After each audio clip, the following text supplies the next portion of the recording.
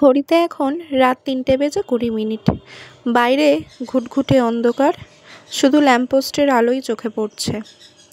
আজ ২৭শে সেপ্টেম্বর, দুর্গাপুজোর পঞ্চমী তিথি।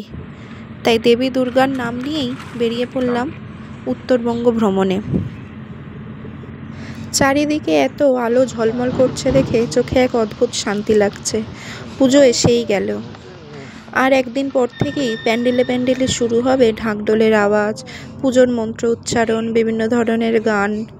কোনো বছর আমি দুর্গাপুজোয় কলকাতা ছেড়ে বাইরে থাকিনি, এবছর প্রথম। তো এবছর কলকাতার পুজোকে খুব মিস করব। গাড়ি নিয়ে আমরা অনেক জায়গায় ঘুরে বেড়াই, তবে গাড়ি নিয়ে পাহাড়ে যাওয়া এটা আমাদের প্রথম।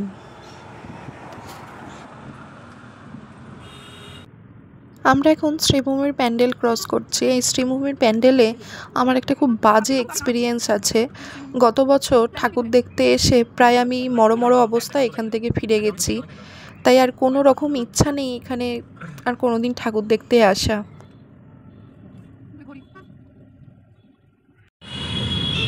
সবে সবে ভোরের আলো ফুটছে আকাশে। আমরা এখন দমদম এয়ারপোর্ট পার করছি। আমি একটু চেঁচামেচি করছিলাম পুজোর সময় ঘুরতে নিয়ে যাচ্ছে বলে, কিন্তু রাস্তায় বেরোনোর পর দেখলাম এ কি, শুধু আমরা নয়, বহু মানুষ বেরিয়েছে পুজোর ছুটি কাটাতে। ঘুরতে বেরোনোর আগে আমরা ইউটিউবে অনেকগুলো ভিডিও দেখি যে কোন রাস্তাটা দিয়ে গেলে ভালো হবে। সবাই এক বাক্যে বলেছে কল্যাণী এক্সপ্রেসওয়ে।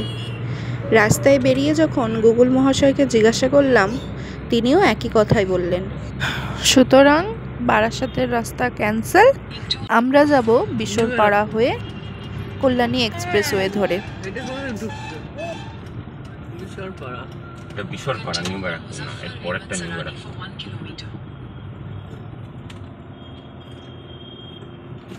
ওইটা দিয়েও যাওয়া যায়, কিন্তু ওটা মনে হয় কাজ হচ্ছে রাস্তা, সেই জন্য ওটা দেখাচ্ছে না।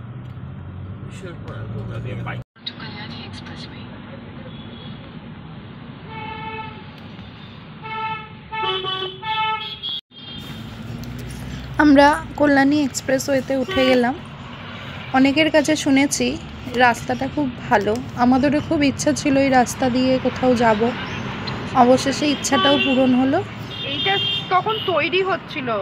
আমরা কল্যাণী এক্সপ্রেসওয়ে ধরে বড়জাগুলির রাস্তাটা ধরে NH-12 উঠেছিলাম। আর এই যে আমার বড়মশাই গাড়ি চালাচ্ছে, আর তার কপালের ফাঁক দিয়ে পূব আকাশে দেখা যাচ্ছে সূর্যকে।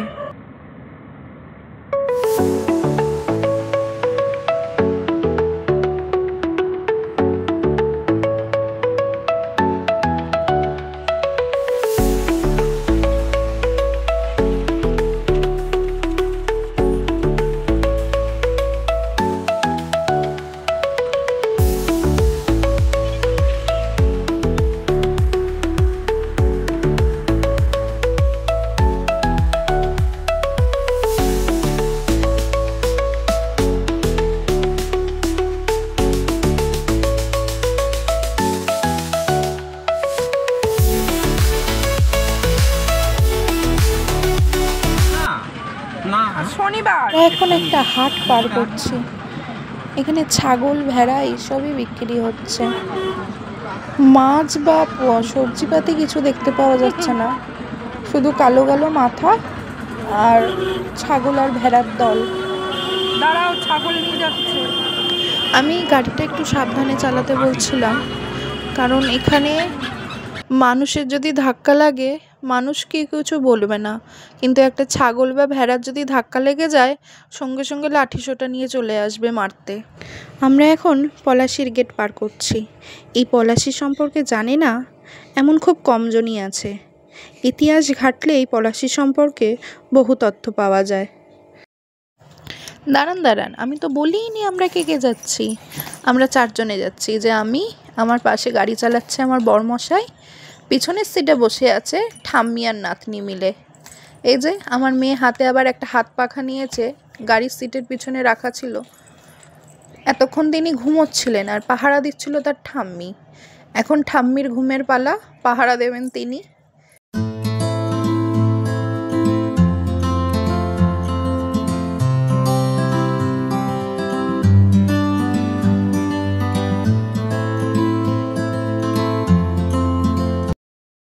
অনেকক্ষণ ধরে অপেক্ষা করেছিলাম কাশফুল দেখব বলে, অবশেষে সেটারও দেখা মিলল। আকাশে শরতের পেঁজা তুলোর মতন মেঘ, আর নিচে মাঠের পর মাঠ জুড়ে ছড়িয়ে আছে কাশফুলের সাদা সাদা কাশফুল, বেশ সুন্দর লাগে দেখতে। ফারাক্কা ব্রিজে ওঠার জন্য এই লরিগুলো অনেকক্ষণ লাইন দিয়ে দাঁড়িয়ে আছে। কত লরি দেখুন, লম্বা লম্বা সারি দিয়ে দাঁড়িয়ে আছে সব। আর আমরা চলেছি, আমরা একটু হেসে হেসেই যাচ্ছিলাম যে এতগুলো গাড়ি আটকে রেখেছে, আমরা ফাঁকায় ফাঁকায় চলে যাব। কিন্তু তার হলো না, কপালে দুর্ভোগ থাকলে যা হয়। ফারাক্কা ব্রিজে ওঠার আগেই লম্বা জ্যাম।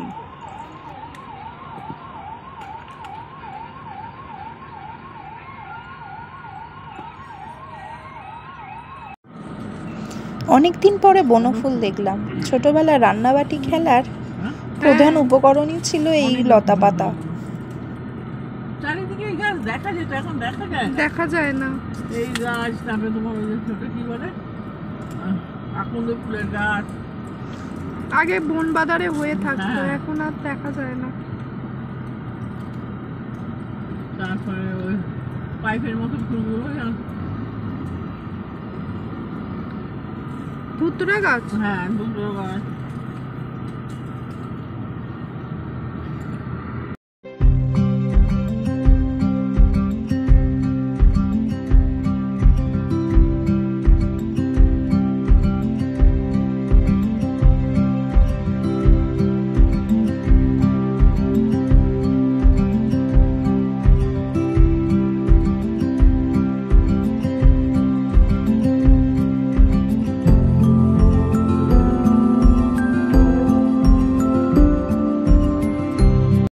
প্রায় 2 থেকে 2.5 ঘন্টা ট্রাফিক জ্যামে আটকে অবশেষে উঠলাম ফারাক্কা বাঁধে।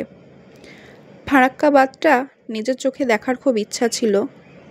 বহুবার নর্থ বেঙ্গল গেলেও দেখার সুযোগ হয়নি, আজকে দেখলাম।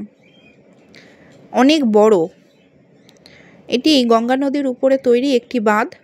এটির 109টি গেট আছে এবং প্রায় 2240 মিটার বিস্তৃত।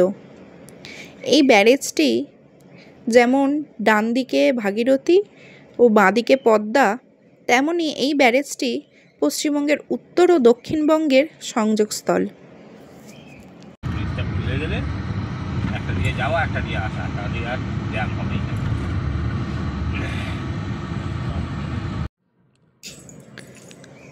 অনেকগুলো ট্রেন পাস হতে দেখলাম, কিন্তু সেই আমরা আবার জ্যামে আটকে গেছি।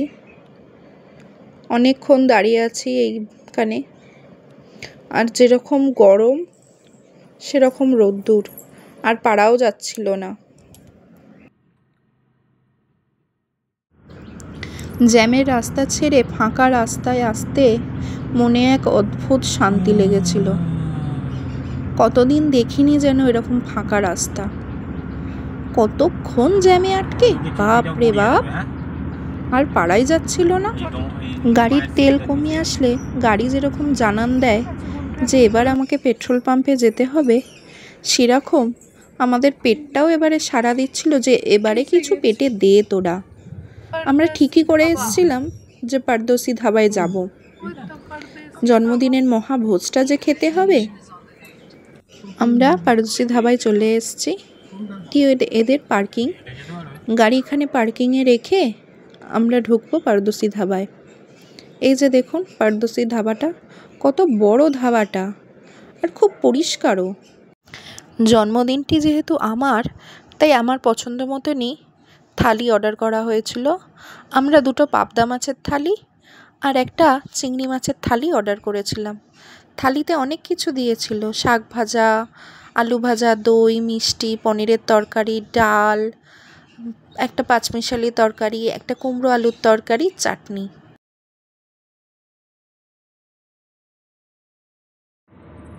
খাওয়া দাওয়া সেরে আমরা বেরিয়ে পড়লাম শিলিগুড়ি যাওয়ার পথে।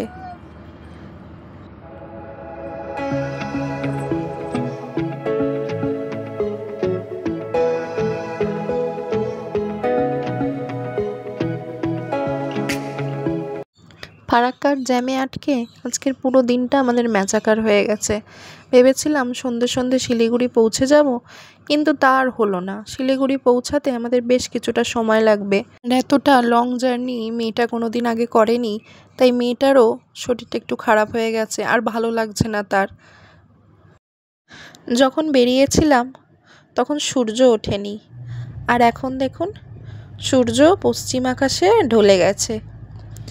এবার সূর্যাস্তের পালা। শিলিগুড়িতে আজ দ্বিতীয় দিন। কালকে ভিডিওটা শেষ করা হয়নি। কালকে রাত প্রায় 10টার দিকে আমরা শিলিগুড়িতে এসে পৌঁছাই। আমরা উঠেছি অঞ্জলি লজে, গুরুদুয়ারের পাশেই। যদি সম্ভব হয় একবার আপনাদের দেখিয়ে দেব। আমরা এখন যাচ্ছি বেঙ্গল সাফারিতে। বেঙ্গল সাফারির জন্যই একটা দিন শিলিগুড়িতে থেকে যাওয়া। কলকাতা থেকে শিলিগুড়ির এই জার্নিটা এখানেই থাক। কেমন হয়েছে জানাবেন। যদি ভালো লেগে থাকে ভিডিওতে একটি লাইক, কমেন্ট অ্যান্ড সাবস্ক্রাইব করে দেবেন।